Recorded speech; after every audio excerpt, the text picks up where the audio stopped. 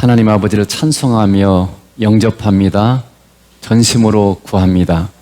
이곳에 오셔서 하나님이 기뻐하는 사랑하는 백성들과 함께 교제하고 만나주시고 그 영광과 아름다우심으로 이곳에 임하셔서 복되신 삼위 하나님을 우리가 만나는 기쁨과 은혜로 충만되어지는 귀한 시간 되게 하시고 회개와 구원 그리고 성장, 위로와 격려와 치유와 회복의 시간 될 수 있도록 성령님 역사해 주옵소서. 우리 모두가 주님께서 주는 음성을 듣게 하시고 그 말씀이 살아있는 생명의 말씀으로 받아지게 하시고 우리의 마음에 새기고 우리의 삶을 변화시키는 능력의 말씀, 은혜의 말씀, 생명의 말씀, 신령한 말씀 될 수 있도록 성령님 역사해 주옵소서. 감사하고 예수님 이름으로 기도드리옵나이다. 아멘.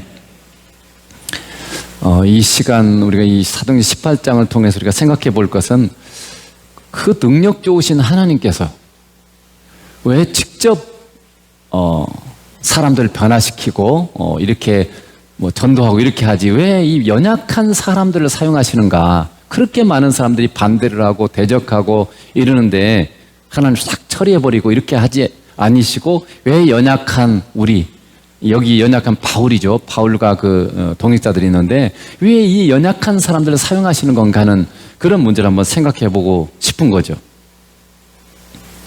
왜 우리같이 연약한 자, 왜 우리같이 미약하고 부족한 자들을 하나님 그렇게 사용하시고 싶어 하시는 건가? 왜 직접 하시지 않죠? 생각해 보셨습니까? 의문을 많이 가져야 돼. 질문을 많이 가져야 그래서 그 질문들을 하나님께 던져봐야 돼요. 그럼 뭔가 놀라운 것들을 우리가 발견하게 되는 거죠. 이 바울이 복음을 전하는 곳마다 유대인들이 핍박을 하고 방해를 했습니다. 갈 때마다 그랬죠. 항상 이 사도행전의 기록에 보면 또 사단이 이 악한 사람들을 통해서 그들의 죄를 타고 막 믿는 자들이 복음을 전하지 못하도록 핍박하고 방해하고 이렇게 하는 거죠. 그런데 왜 하나님은 처리하지 않고 이 사단과 악한 자들을 처리해 두지 않고 내버려 두시는 건가? 이런 것들을 우리가 한번 생각해 볼 필요가 있는 거죠. 자, 그래서 왜 하나님은 우리를 동역자 삼으셨는가? 왜 우리와 함께 일하시기를 기뻐하시는가 하는 그런 면을 한번 생각해 보는 거죠. 첫째는 하나님께서 우리를 그 동등한 위치에서 같이 사랑할 존재로 우리를 불렀기 때문에 그래요. 자, 사도행전 18장 9절을 보겠습니다. 넘어가요. 네. 밤에 주께서 환상 가운데 바울에게 말씀하시되 두려워하지 말며 침묵하지 말고 말하라. 예수님께서 지금 고린도는 지금의 그리스예요. 그리스 지역인데 고린도에 주님의 백성이 많으니까 두려워하지 말고 침묵하지 말고 말하라 이렇게 말씀하셨어요. 근데 이 말씀을 가지고도 우리가 깨달을 게 있죠. 우리가 주님의 말씀이 전도되지 않고 우리가 전도하지 않는 중요한 두 가지 이유를 말씀하고 있어요. 첫째가 뭐냐면 두려워하는 거예요. 우리가 어떤 사람에게 전도를 하면 그 사람이 나를 핍박할까봐 아니면 욕할까봐 아니면 뭔가 안 좋은 말을 할까봐 두려워서 전도하지 않는 경우가 있어요. 또는 우리가 전도해봐야 아무런 효과가 없을 거라고 생각하는 거예요. 믿겠나 설마. 아니면 지난번에 해봤는데 이번에 해도 똑같을 거야 이런 생각을 갖고 있는 거죠. 근데 여러분 사람은 변해요. 그리고 하나님이 어떤 일을 행하셨을지 모릅니다. 제 친구들 중에서도 지금 한참 몇십 년 후에 보니까 저 사람은 절대 예수 믿는 사람이 아닌데 예수 믿는 사람들이 있더라고요. 분명히 그때는 복음을 전하고 그때는 전도했는데 안 믿었어요. 근데 한참 지난 다음에 보니까 예수 믿고 있더라고요. 놀라운 일이죠. 그러니까 그 사이에 뭔가 하나님께서 역사하신 거예요. 여러분이 누군가에게 전도를 했는데 그때는 안 믿었어요. 근데 지금은 믿을 수도 있어요. 언제 하나님이 어떻게 역사하실지 우리는 모르는 거예요. 그렇기 때문에 항상 언제든지 이렇게 복음을 전할 준비를 하고 있어야 되는 거죠. 그래서 하나님께서 미리 작업을 해놓으실 수도 있는데 지난번에 했는데 안 됐는데 지금 해봐야 다르겠어 이런 어떤 그런 우리가 하는 것들이 아무 의미가 없을 거라는 그런 두려움이죠. 이것도 일종의. 근데 예수님께서는 우리의 이런 두려움을 아시고 두려워하지 말라고 말씀하시면서 약속을 주셨습니다. 자, 사도행전 18장 10절에 이렇게 되어 있죠. 내가 너와 함께 있음에 어떤 사람도 너를 대적하여 해롭게 할 자가 없을 것이니 이는 이 성중에 내 백성이 많음이라 하시더라. 그러니까 주님이 우리와 함께 하세요. 그래서 주님이 우리와 함께 하시기 때문에 주님이 허락하지 않는 한은 누구도 우리를 해롭게 할 수 없다는 거예요. 이 말씀은 우리의 삶에 아무런 핍박이 없을 것임을 말하는 게 아니에요. 핍박이 있을지라도 그 핍박이 해가 되지 않는다. 오히려 어떻게 해요? 핍박이 복이 될 수도 있어요. 여러분, 우리가 생각할 때는 안 믿는 사람들 우리가 전도하는데 막 우리를 욕할 수도 있고 핍박할 수도 있잖아요. 근데 그게 우리에게 괴롭다고 생각하나요? 아, 자존심 상해. 이렇게 해서 그것 때문에 내가 복음을 안 전할 수 있는데 그 핍박이 오히려 뭐라고요? 복이 될 수 있어요. 왜냐하면 자, 마태복음 5장 11절에 보세요. 나로 말미암아 너희를 욕하고 박해하고 거짓으로 너희를 거슬러 모든 악한 말을 할 때는 너희에게 복이 있나니. 기뻐하고 즐거워하라는 거죠. 여러분이 예수님을 전하고 예수님의 이름으로 뭔가를 하는데 누군가 여러분을 모욕하고 누군가 여러분을 오해하고 이럴 때 여러분, 그래가지고 여러분에게 뭔가 해로운 말을 하고 기분 나쁜 말을 하고 악한 말 할 때 어떻게 해야 돼요? 의기소침하지 마세요. 기죽지 마세요. 기분 나빠하지 마세요. 뭐라고 돼 있어요? 오히려 기뻐하고 즐거워하라고 돼 있어요. 왜 기뻐하고 즐거워해야 됩니까? 하늘에서 너희 상이 큼이라. 하나님께서 이것을 우리가 이 당한 모욕 이런 것들에 대해서 반드시 하나님께서 놀라운 것으로 우리에게 갚아주실 것이기 때문에 그래요. 그래서 우리가 예수 이름으로 했는데 뭔가 세상 여러분을 선대하지 않고, 세상 우리에게 보통 선대하지 않아요. 내가 예수 이름으로 행할 때, 여러분 예수님이 이 땅에 오셔서 사람들 고쳐주시고 많은 선한 일을 행하셨지만 세상은 어떻게 했습니까? 예수님을 십자가에 못 박아버렸어요. 예수님께서 우리에게 그래서 말씀하셨잖아요. 너희가 세상에서 환난을 당하라 담대하라. 내가 세상을 이기었노라. 그러니까 근본적으로 우리가 예수 이름으로 행할 때 세상이 우리를 환대해 주지 않습니다. 보통은 우리를 핍박하거나 우리에게 안 좋은 것을 행할 가능성이 굉장히 높아요. 왜냐하면 우리는 사단에게 속한 자가 아니고 예수님께 속했기 때문에 그렇습니다.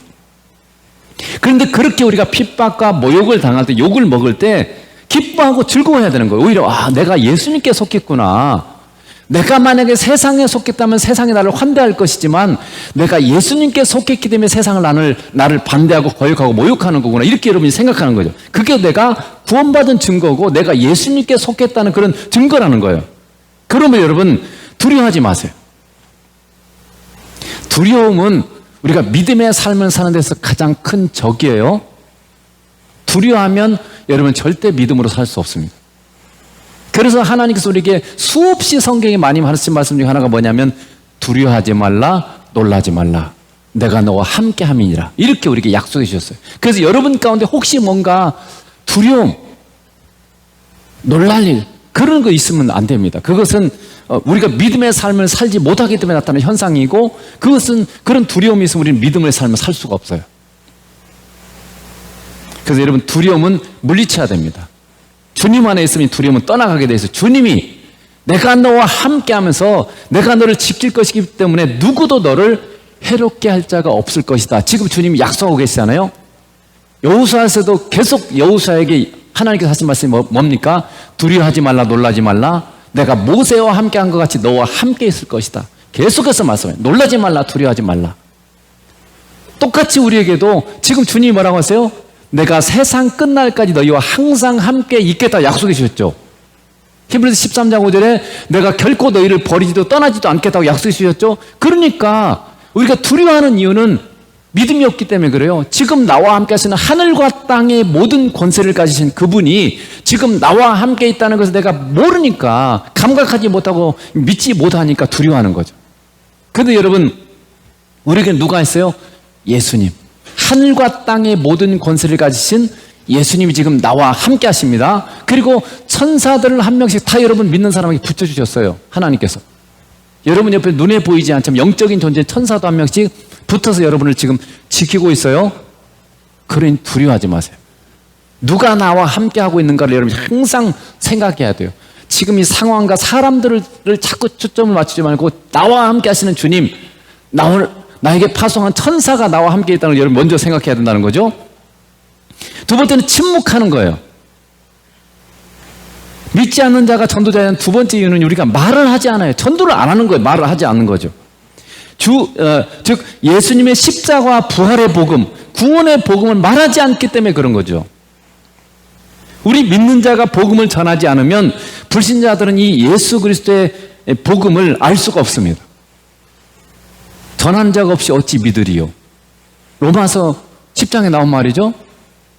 전한 자가 없으면 믿을 수가 없어요. 누군가 전해줘야 됩니다. 그래서 하나님은 우리가 사람들에게 복음을 전하기를 원하십니다. 우리가 전하지 않으면 여러분의 믿지 않는 가족, 여러분의 친척, 여러분의 친구, 여러분의 이웃들이 심판받아 영원한 지옥에 가서 영원한 고통 가운데 거할 거예요. 그러니까 여러분 어떻게 해요? 여러분이 방임하고 있는 거예요. 그들이 지옥 가서 영원한 고통 받도록 여러분이 내버려 두고 있는 거죠. 그러면 여러분 그들이 지옥 가서 얼마나 여러분 원망하겠어요? 그 복음을, 예수 그리스도의 복음을 가지고 있으면서 한 번도 너는 나한테 전하지 않았잖아. 그러면서 아마도 지옥에 간 영혼들이 만약에 누군가 그들의 가족이나 가까운 사람들이 전도를 하지 않았다면 얼마나 많이 원망하겠어요. 여러분, 하나님은 우리 한 사람, 인간 한 사람 한 사람 너무나 사랑하시기 때문에 하나님은 아무도 심판받기를 원치 않으세요. 자, 디모데전서 2장 4절을 보세요. 하나님은 모든 사람이 구원을 받으며 진리를 아는 데에 이르기를 원하시느니라. 그러니까 하나님은 모든 사람이 구원받기를 원하신다는 거죠. 그러므로 우리가 믿지 않는 우리 주변에 우리가 매일 만나는 사람들 있죠. 자주 만나는 사람들 있잖아요. 그들에게 복음을 전하지 않는 것은요, 하나님을 슬프게 하는 거예요. 그리고 그들이 영원한 불지옥에 가도록 내버려 두는 지극히 악한 것일 수 있어요. 여러분이 안 믿는 사람을 예수 믿을 때 계속 중보 기도하고 그리고 사랑으로 베풀면서 한 번씩 여러분이 전도하지 않는 것은요, 지극히 어떤 의미에서는 악한 것일 수 있어요. 이 놀라운 복음을 여러분만 갖고 있고 그 사람들은 영원한 멸망받을 수도 내버려 두는 게 얼마나 이기적인 거예요. 심각한 죄일 수 있는 거죠.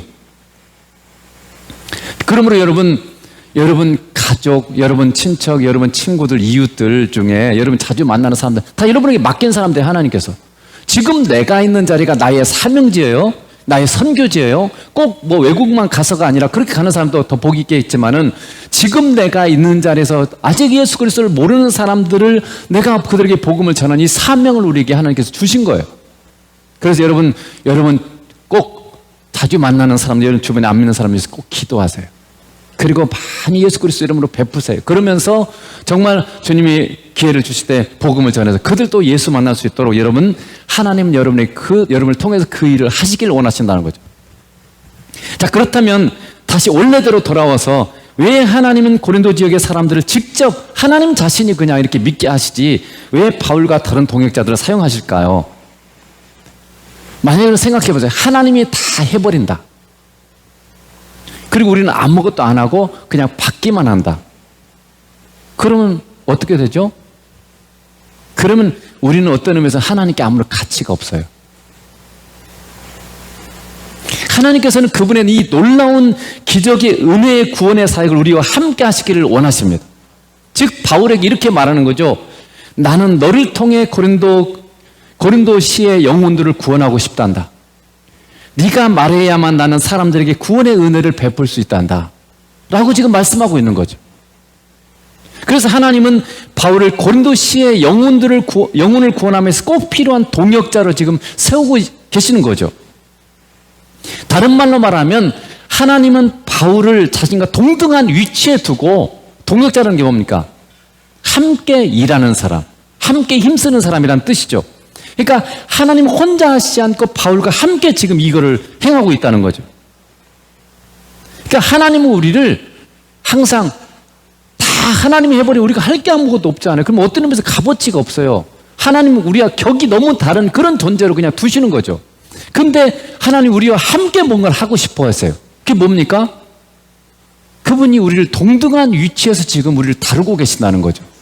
우리를 부를 때도 여러분, 우리를 하나님의 자녀라고 그래요. 사랑받는 자녀. 그리고 예수님의 신부. 다 동등한 위치잖아요. 그 위대하신 창조주께서, 통치자께서 피조물인 우리, 죄악된 우리를 사실 너무나 격이 차이가 나기 때문에 사실 하나님이 그냥 그렇게 내버려 둬도 상관없어요. 그렇지만 하나님 우리를 부르실 때는 그런 위치로 부른 게 아니고 하나님과 동등한 위치에서 우리를 불렀다는 거죠. 그래서 여러분, 이것이 우리를 향한 하나님의 의중이에요. 예수님께서도 요한복음 15장에 뭐라고 돼 있어요? 너희는 나의 친구라. 아브라함에 대해서도 뭐라고 만들었어요? 야고보서에 보면 아브라함은 하나님의 벗이라. 그리고 모세도 뭐라고 돼 있어요? 출애굽기 33장에 보면 마치 모세가 친구와 이야기함 같이 하나님과 대화했다, 이렇게 돼 있어요. 그러니까 하나님은 우리와는 사실 격이 너무 많이 차이 나시지만 마치 하나님 우리를 친구처럼 대하기를 원하세요. 신부로, 그리고 동역자로 하나님 우리를 그렇게 지금 불러주시잖아요. 이게 하나님의 의중이에요. 그리고 심지어는 그래서 이제 성경을 계속 읽다 보면 삼일째 하나님이 서로, 아버지와 예수님이, 성령이 서로 사랑하십니다. 그 사랑에, 이 사랑 가운데 우리를 초대하셨어요. 요한복음 17장에 보면 하나님과 우리가 동등한 위치에서 사랑하는 존재로, 사랑을 나눌 존재로 우리를 초대하셨습니다. 이게 하나님의 의중이고 심정이에요. 그래서 하나님 우리를 그처럼 놀라운 존재로 우리를 부르셨습니다. 그래서 우리는 하나님께 그저 순종만 해야 되는 노예 같은 존재, 종 같은 그런 존재가 아니라 하나님과 같은 위치에서 함께 사역하는 동역자로 하나님께서 우리를 부르셨다는 거죠. 하나님 지금 여러분과 함께 사람들에게 복음을 전하시길 원하시고, 여러분과 함께 사람들을 사랑하길 원하시고, 여러분과 함께 사람들을 섬기길 원하세요. 그렇기 때문에 여러분에게 가난한 자, 고아, 과부를 돌보라 하시니까 하나님이 돌볼 수 있어요. 그냥 하나님이 다 하시면 되잖아요. 근데 왜 우리 보고 어려운 자, 힘든 자를 위로하고 격려하고 돌보라 그러세요? 하나님이 우리와 함께 하시면서 그 일을 하길 원하신다는 거죠. 여러분이 놀라운 하나님의 의중을 따라서, 성령님의 인도하심에 따라 여러분 순종하고 있습니까? 지금 하나님께서 우리에게 설득하시고 애원하시는 거잖아요. 좀 이렇게 해줄래? 내 안에서 성령님의 인도하시면 그런 거예요. 만약에 우리 같으면 세상 그잖아요. 강제로 해버리잖아요. 법으로 집행해버려요. 말 안 들으면 강제로 해버립니다. 법으로 집행해서 안 하면 막 벌을 주든 이렇게 하시잖아요. 근데 하나님 그렇게 안 하시잖아요. 우리 안에서 설득하시잖아요. 해줄래? 이렇게 하시지 않던가요? 너 나한테 감사해주지 않을래? 지금 이렇게 힘든 상황이 되면 감사하지 않을래? 이렇게 내 안에 설득하시잖아요. 너 나를 말씀으로 만나지 않을래? 너 다른 데 가는 것보다 나한테 예배 자리에 나와주지 않을래?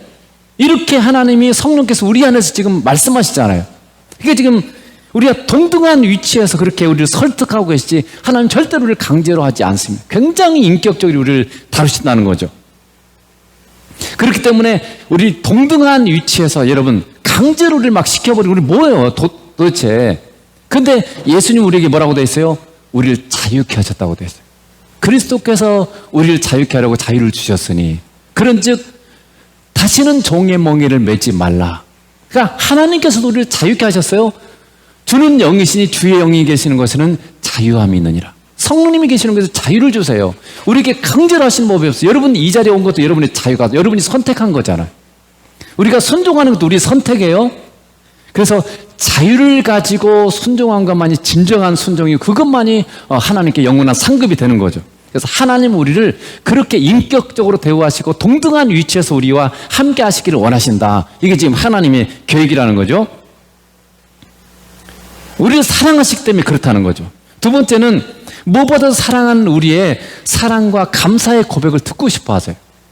자, 사도행전 18장 6절에 보면 그들이 대적하여 비방하거늘 바울이 옷을 털면서 이르되 너희 피가 너희 머리로 돌아갈 것이요 나는 깨끗하니라 이후에는 이방인으로 가리라 하고, 그 사실 이 유대인들이 지금 바울이 복음을 전하는데 어떻게 해서 대적하고 비방했다고 되어 있어요. 사실은 이 고린도만 아니라 바울이 예를 들면 빌립보에서 복음을 전할 때도, 또 그 아시아 지역에서 복음을 전할 때도 그렇고, 또 데살로니가나 베레아나 이런 데서 전할 때도 항상 이 대적하는 사람들이 있었죠. 방해하고 대적하는 사람. 근데 여러분, 그런 그들을 볼 때 바울은 어떻게 생각했을까요?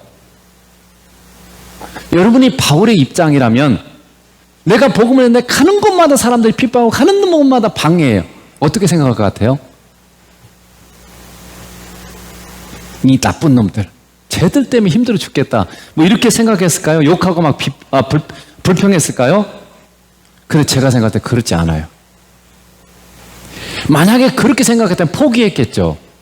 근데 그런 이 바울이 복음을 전할 때 자신을 욕하고 비난하는 사람들을 보면서 바울은 자신이 과거에 예수 믿는 사람들을 잡아다가 옥에 가둔 사람이에요. 감옥에 집어넣었던 사람이죠. 그리고 복음을 전하던 스데반을 사형, 이렇게 찬성 투표를 했던 사람이 바로 바울입니다.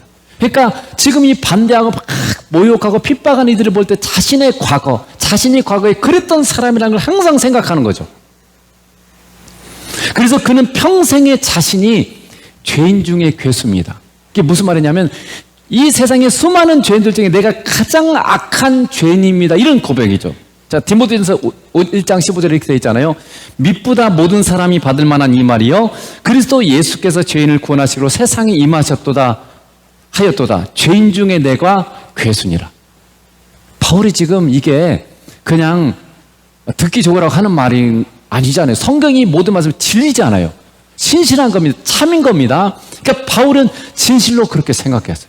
내가 이 세상의 모든 사람 중에 내가 가장 악한 사람입니다. 가장 큰 죄인입니다. 그렇기 때문에 어떤 사람이 방해라도 저 사람보다는 더 나쁜 사람이었어. 나는 예수 믿는 사람을 그렇게 많이 감옥에 집어넣은 사람이고 스데반까지 죽인 사람이야.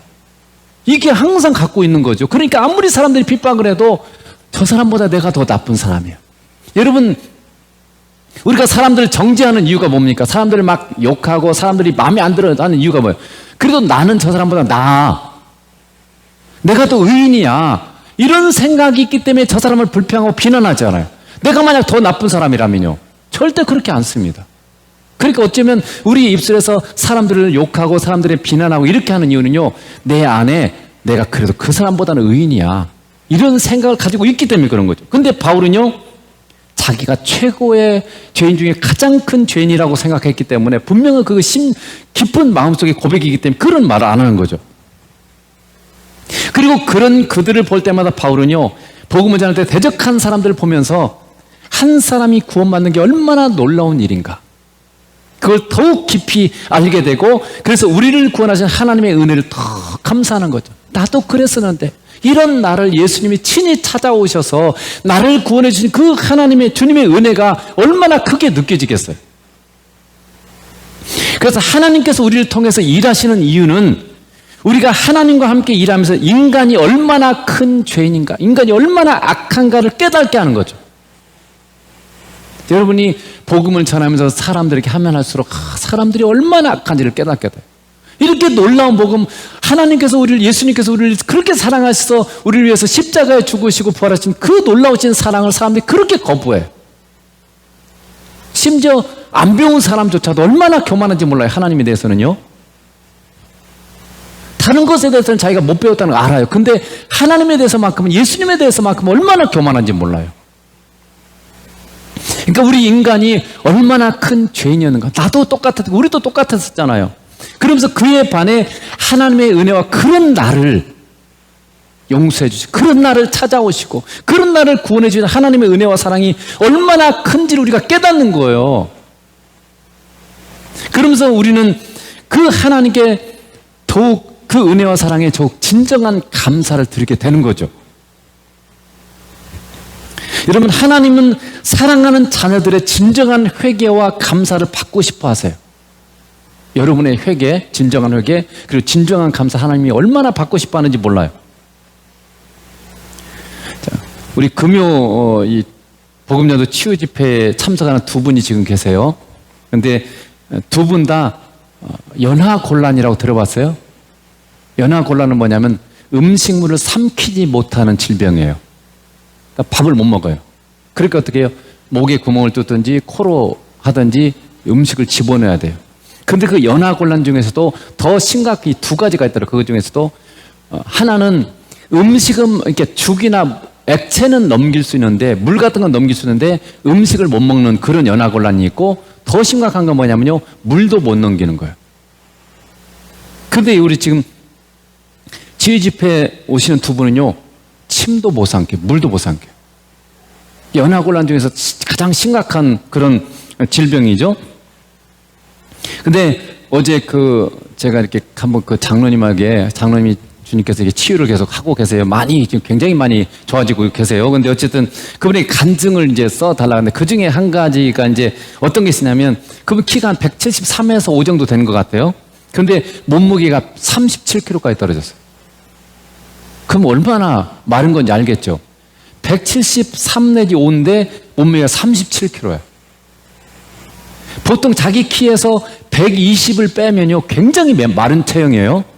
연예인들 아주 다이어트 심하게 하는 사람들이 보통 자기 키에서 120을 빼니까 173이면 153에서 53에서 55kg면 굉장히 마른 몸무게인 거죠. 근데 37kg예요. 그러니까 얼마나 지금 여러분 말랐는지 알겠죠? 그래서 그분들을 보면서 제가 느끼는 게 그거예요. 그걸 보면서, 그걸 들으면서 여러분 생각해 볼 게, 우리는 너무나 당연하게 생각하는 침을 삼키고 물을 마시고 먹을 수 있다는 게 여러분 당연하잖아요. 우리 그렇게 생각하지 않나요? 너무나 당연한 거죠. 근데 그게 얼마나 놀라운 하나님의 은혜인가를 다시금 생각하게 되는 거죠. 그래서 장로님은요, 침을 한 번 삼키면요, 주님 감사합니다. 그렇게 연습을 하고 있어요. 침 한 번 삼키는 게 그렇게 고마운 거죠. 그러니까 이게 못 넘기니까 침 한 번, 이게 침이 자꾸 고이는데 그걸 삼킬 수 있다는 것에 삼키게 되면 주님 감사합니다 하면서 하나 삼켜요. 그 진심으로 고백하는 그런 연습을 지금 하고 있습니다. 그래서 하나님께서 영육을 지금 다 이렇게 만지시면서 굉장히 하나님께서 귀하게 장로님을 세우시고 이렇게 사용하실 것으로 믿습니다. 어쨌든 여러분, 하나님은 우리가 드리는 이 감사와 찬송을 너무나 기뻐하세요. 근데 하나님 우리의 마음의 중심을 보시잖아요. 그러니까 우리가 전심, 진심, 이게 중요해요. 사람은 껍데기만 보지만 하나님 우리의 마음의 중심을 보시잖아요. 하나님은 영이시니 예배하는 자가 신령과 진정으로 예배할지라 말할 때, 영이란 말은 육체적인 것을 안 받는다는 얘기예요. 영이시기 때문에 우리의 전체를 보시고 다 아시기 때문에 육체적으로 하는 것을 받지 않으세요. 그래서 여러분, 우리가 애를 써야 돼. 주님의 은혜를 구하면서 찬송을 할 때 내 마음을 담고 전심과 진심으로 하나님 앞에 찬송할 수 있도록 애를 써야 돼요. 주님의 은혜를 구하면서요. 그냥 곡조만 아름답고 이렇게 해서는 안 됩니다. 마찬가지로 여러분, 하나님께 우리가 하는 것은 전심을 담고 진심을 담아야 돼요. 그건 하나님이 얼마나 기뻐하시고 그렇게 하시길 하나님이 원하신다는 거죠. 하나님은 우리의 찬송과 감사를 왜 그렇게 기뻐하실까요? 여러분, 지금 연세가 있고 이제 지금 결혼하신 분들 있잖아요. 내가 사랑하는 사람이 진심으로 나에게 사랑을 고백할 때, 진심을 담아서 고맙다고 고백할 때 얼마나 기쁘던가요? 얼마나 고대했어요, 그것은. 그렇잖아요? 내가 사랑하는 사람이 내가 당신을 진심으로 사랑합니다. 난 당신과 평생 함께하고 싶어요. 이 고백을 여러분 얼마나 우리가 기다리고 있나요? 사실 내가 누군가를 진심으로 사랑하면, 그렇죠? 근데 만약에 가벼운 고백, 형식적인 그런 고백 만약 알면 어떻게 되겠어요? 그거는 전혀 감동이 안 되죠. 그거 듣고 싶지도 않은 거예요. 그래서 하나님은 우리를 지극히 사랑하시기 때문에 지극히 사랑하는 우리의 이 전심과 진심을 담은 이 감사, 사랑 고백을, 찬양을 너무나 하나님이 기뻐하세요. 듣고 싶어 하세요. 우리가 진심으로 사랑한다고 고백할 때 하나님은 뛸 듯이 기뻐하시는 거예요. 이제 여러분, 하나님께서 왜 우리에게 범사에 감사라고 하는지 그 이유를 아시겠습니까? 의무적으로 하라는 게 아니에요. 자, 데살로니가전서 5장 18절에 범사에 감사하라, 이것이 그리스도 예수 안에서 너희를 향하신 하나님의 뜻이니라 이렇게 말씀하시죠. 하나님은 정말 우리를 사랑하시기 때문에 범사에 대해서 우리의 진정한 감사, 그리고 전심의 감사를 하나님은 받고 싶어 하세요. 감사에 굶주려서 억지로 하라는 그런 말씀이 아닌 거죠. 하나님이 사랑하시는 우리의 진정한 감사와 찬송이 하나님 너무나 기쁘시게 하시기 때문에 하나님 우리에게 정말 감사할 수 있는 상황과 그런 감사할 수 있는 길로 만들어주시는 거예요. 하나님께서 만들어주시면서 우리에게 이 감사를 받고 싶어 하는 거죠. 그리고 감사할 때 또 하나님께서 그렇게 만들어주시는 거고요. 그러니까 감사는 뭐예요? 하나님의 능력을 믿는 거고 하나님의 사랑을 믿기 때문에 미리 드리는 고백이에요. 어떤 것이 딱 이루어져서가 아니라 때로는 이루어져서 마땅히 드리는 감사도 있어야 되겠지만 지금 상황이 감사할 게 아니어도 하나님의 선하심과 그분의 능력을 믿기 때문에 그분에 대한 신뢰 때문에 믿음 때문에 우리가 먼저 진심으로 감사를 드리는 거죠. 그분이 그렇게 하실 것을 믿기 때문에 그것이 또 하나님을 굉장히 기쁘게 하는 거예요. 그렇게 우리가 감사하게 만드시는 가장 좋은 길이 뭐냐면 주님과 우리가 함께하면서 동역하는 거예요. 그러면서 우리가 하나님의 선하심과 능력과 이것을 경험할수록 우리는 더 하나님께 감사하게 되잖아요. 근데 하나님과 동역하지 않고 혼자 다니면은 감사할 게 없잖아요. 내 스스로 힘으로 다 해버리면 감사할 것이 없잖아요. 근데 하나님이 고난과 역경을 통해서 어려움을 주셔서 정말 우리가 주님을 구하고 주님이 우리에게 선대하시고 주님이 행하신 놀라운 것들을 보면 우리는 어떻게 돼요? 감사하잖아요. 그래서 하나님은 우리와 동역하시길 기뻐하세요. 하나님이 다 하지 않고 나와 함께. 그래서 하나님이 나와 함께 하시면서 행하시는 것들 우리가 경험하면 경험할수록 더 많이 진정한 감사, 진정한 찬송을 하나님께 올려드릴 것이기 때문에 그렇습니다.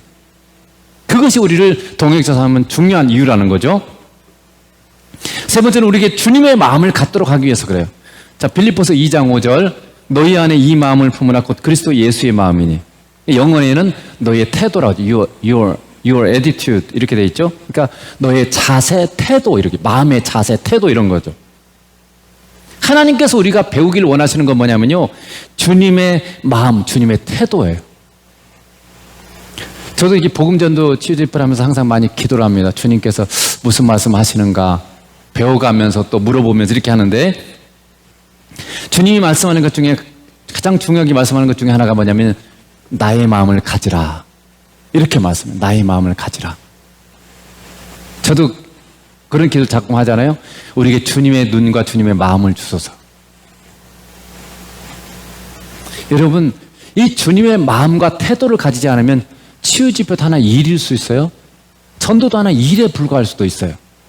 봉사하는 것, 찬양하는 것도 그냥 일처럼 할 수 있어요. 그냥 해야 되는 일이니까 하는 일. 그것은 사람의 일이지 하나님의 일이 되지 않아요. 굉장히 중요한 겁니다. 그래서 주님의 마음과 태도를 가지지 않으면 하나님이 기뻐하시지 않으세요. 그래서 무슨 일을 하든지 간에 우리가 먼저 하나님의 의중과 심정을 읽고 또 뿐만 아니라 사람들의 의중과 심정을 읽어야 돼요. 예를 들면 치유를 이렇게 사역을 하면 그 지금 질병으로 온 사람의 고통, 아픔 이것을 공감하고 읽어야 돼요. 그래야 정말 그 주님의 사랑과 마음을 가지고 그를 위해서 기도하고 이렇게 치유를 동역하고 하나님의 보조자로 이렇게 자신을 드릴 수 있는 거죠. 근데 그냥 치유 자체만 집중해버리면 안 돼요. 그냥 일로 그냥 할 수도 있어요.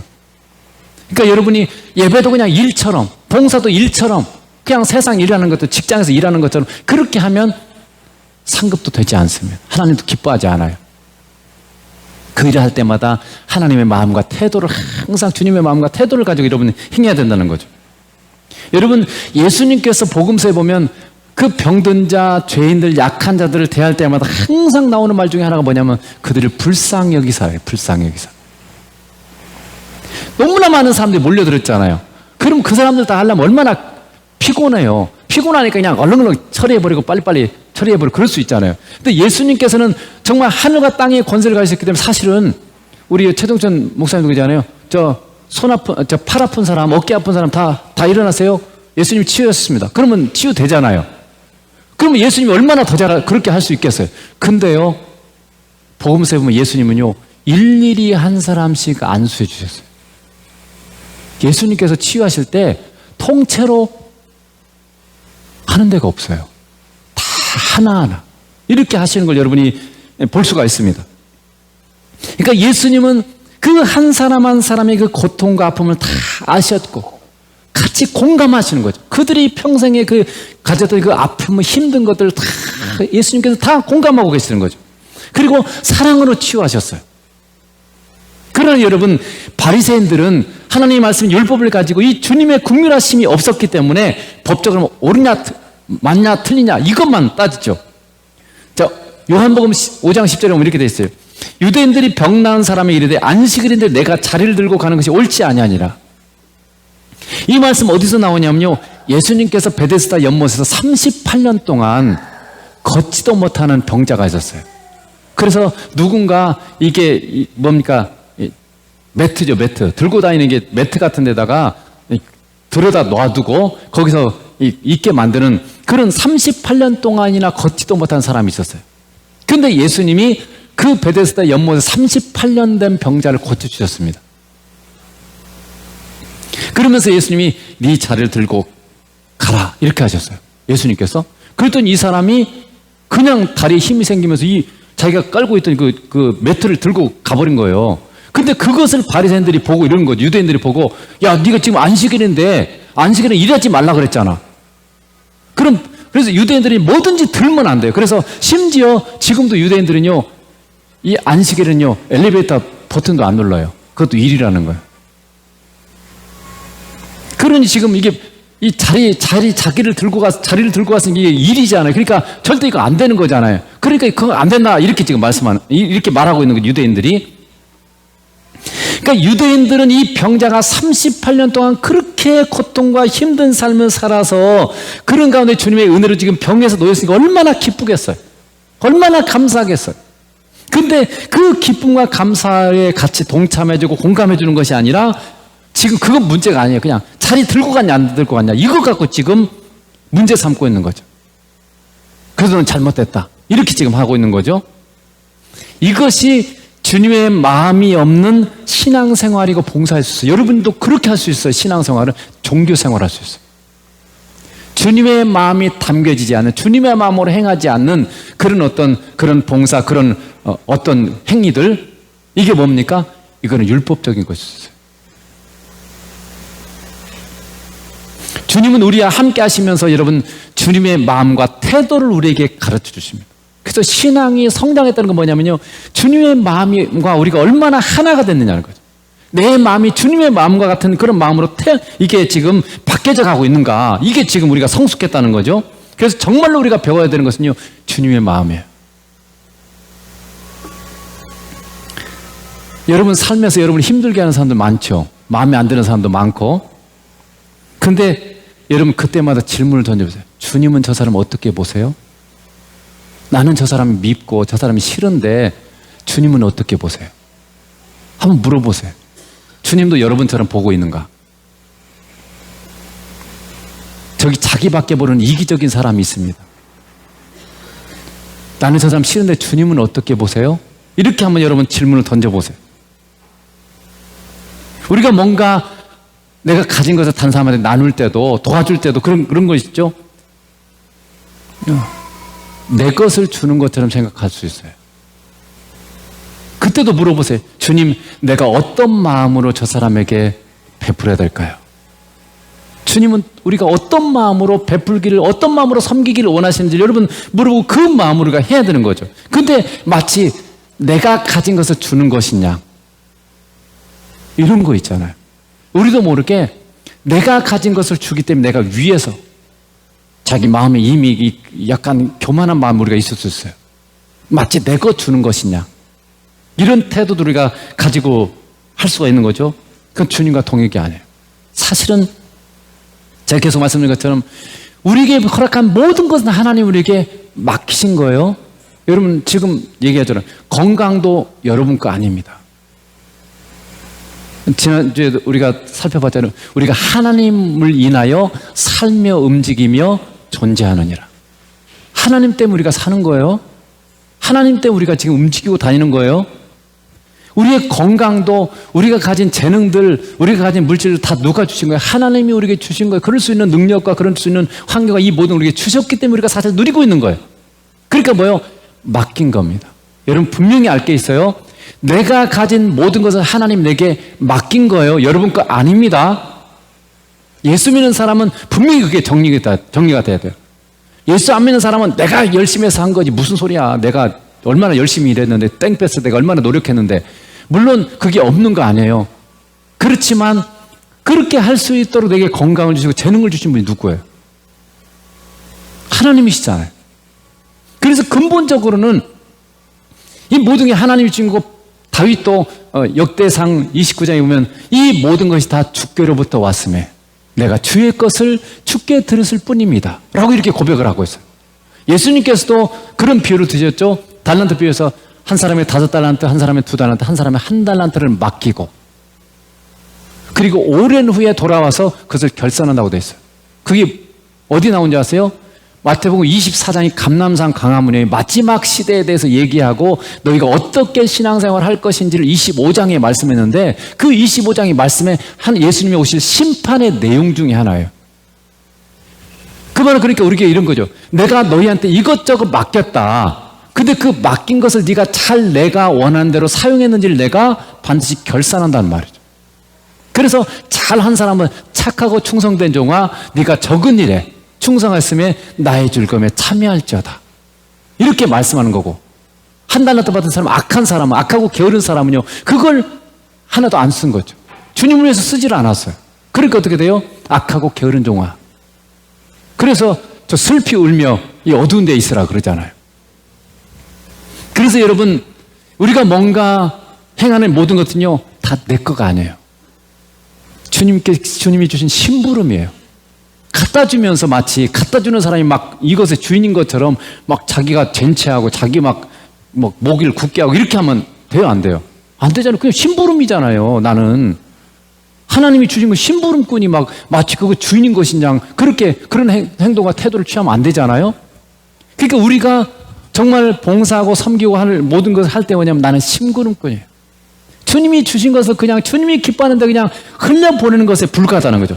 그게 그래서 이 마음, 이 자세, 이 겸손한 태도가 굉장히 중요해요. 주님의 마음.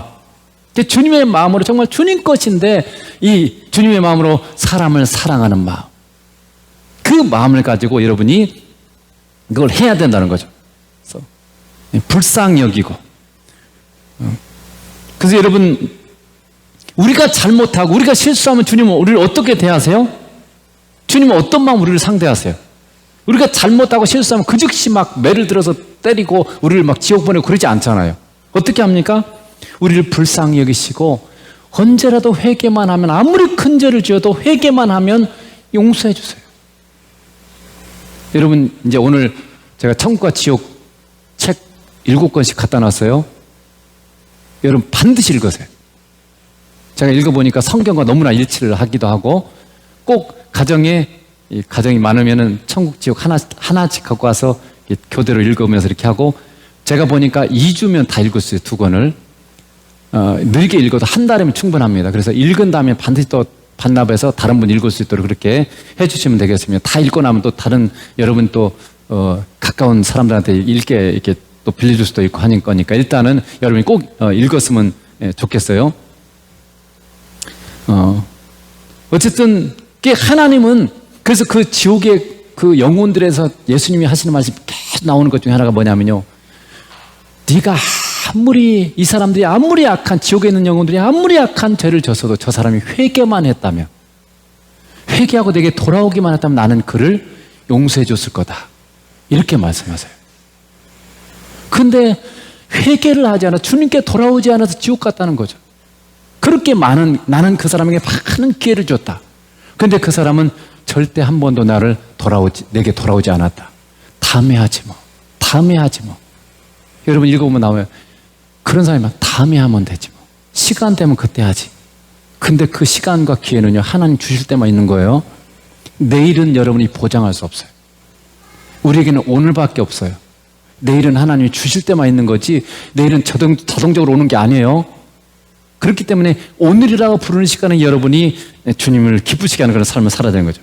그래서 이 잘못한 사람들 하나님이 그렇게 대하는 거죠. 그런데 여러분, 그에 반해서 우리는 다른 사람들이 나한테 잘못하면 어떤 마음으로 그 사람들을 바라보지, 여러분?